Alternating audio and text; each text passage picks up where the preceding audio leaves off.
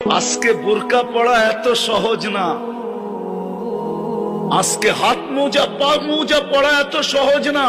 নিয়ে আসেন না এই জমানায় রাবেয়াকে কবর থেকে উঠায়া, আমি একটু চেহারা দেখি রাবেয়ার, সে আমাদের মা বোনদের মতো হাত মোজা পা মোজা পড়া এরকম পর্দার সাথে চলতে পারে কিনা। কেননা রাবেয়ার জমানায় সহযোগিতা ছিল দিনের উপরে চলা, এখন তো কোনো সহযোগিতাই নাই।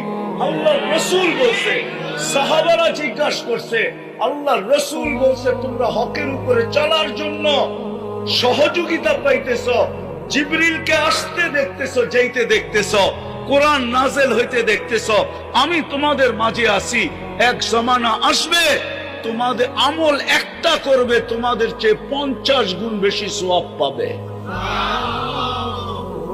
আমাদের মা বোনদের ভিতরে রাবেয়া বসরির চেয়ে বড় আল্লাহওয়ালা আছে, হতে পারতো যদি মেসেজ যাইতো।